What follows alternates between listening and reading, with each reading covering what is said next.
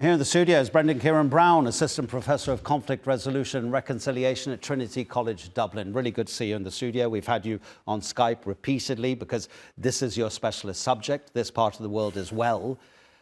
How delicate is this moment in terms of everything that's happened since October the 7th?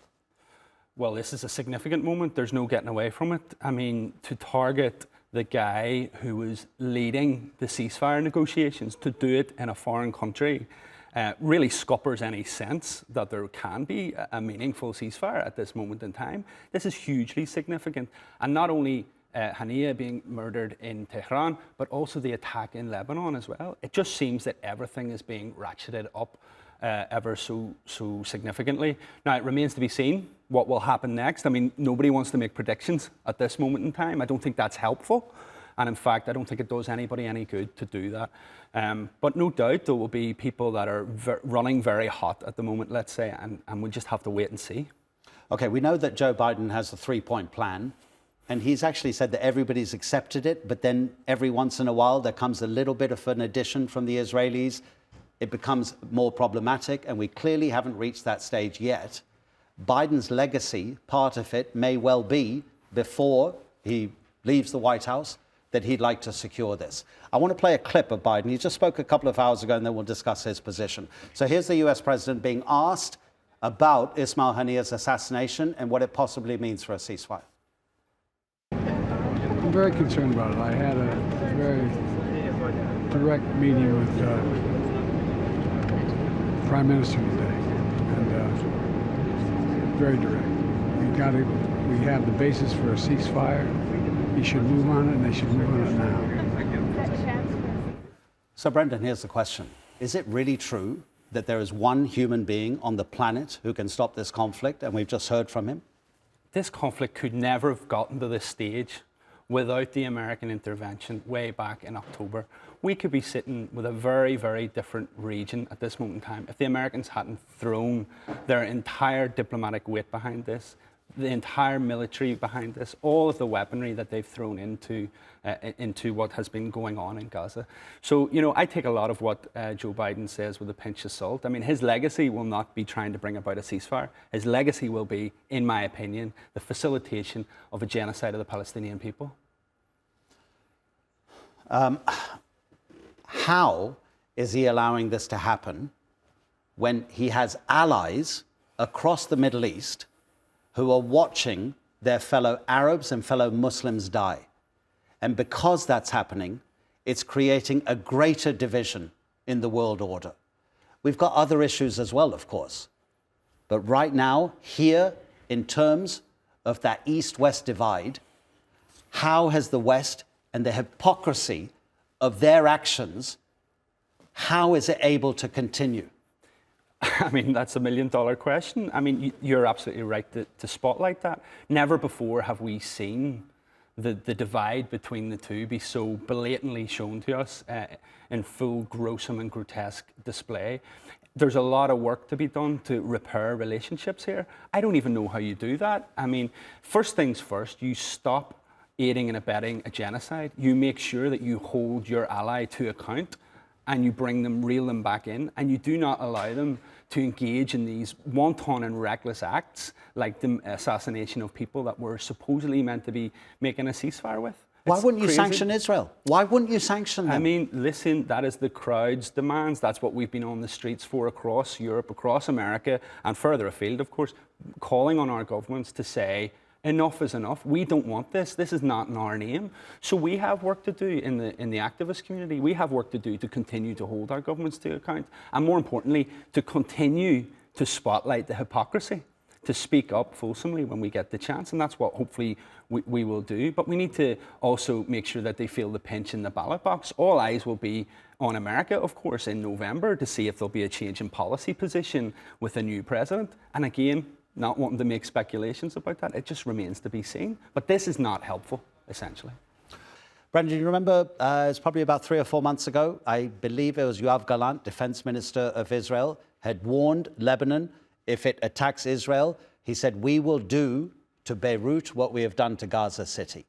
I mean, the threat is severe, but since the last conflict between Lebanon and Israel, Hezbollah has become stronger. Absolutely, yeah. And so it's not going to be like just going in and pummeling Gaza the way they have done for the last 300 years. Hezbollah have very much increased their arsenal. They've become very sophisticated. You've seen that in some of the intelligence that they've released and some of the videos that they've put out there. They've shown just how much intelligence gathering they've been doing in the past number of years. So that will not be an easy thing, nor should it be allowed to happen. This is the other thing. We should not allow this to be something that just goes without comment or without putting as much pressure as possible to ensure that it doesn't happen. So yeah, it'll be a different proposition altogether. And as we know, Hezbollah are also linked to other organisations in the region, and it could spark everything off in a really... We know that the French are involved as well, because the French are one of the few countries that can directly negotiate with Hezbollah. The Americans will not do that. But in terms of the difficulties of any sort of conflict in that part of the world, especially between Israel and Hezbollah in Lebanon,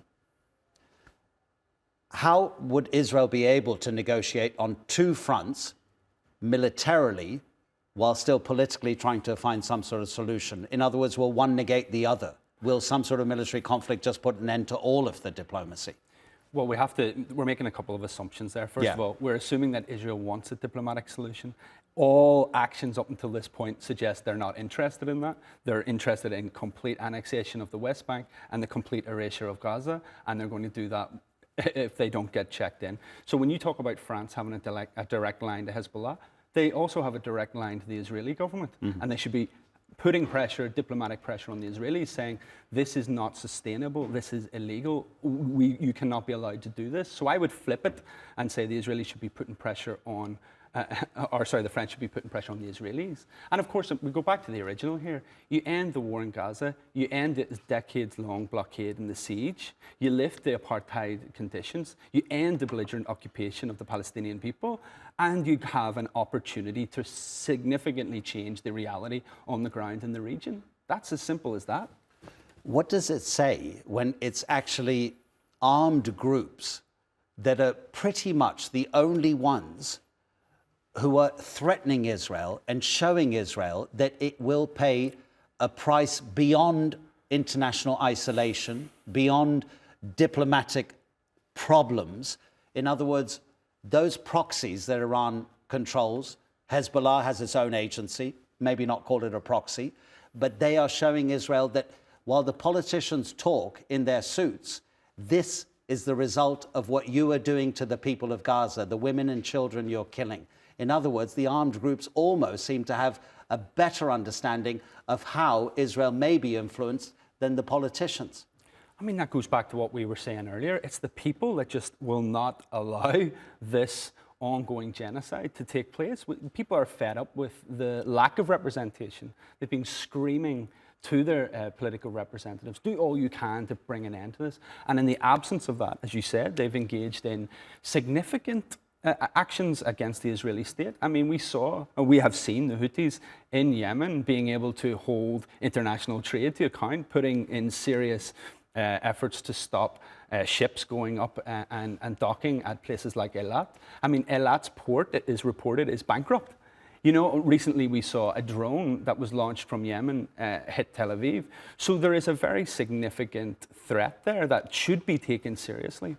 It shows the weakness and the decay that exists in our political representation at this moment in time. So we have a lot of work to do, and I think it's on us, it's on people of conscience, critical people, academics, whatever, to really hold our government's feet to the fire and say, enough is enough.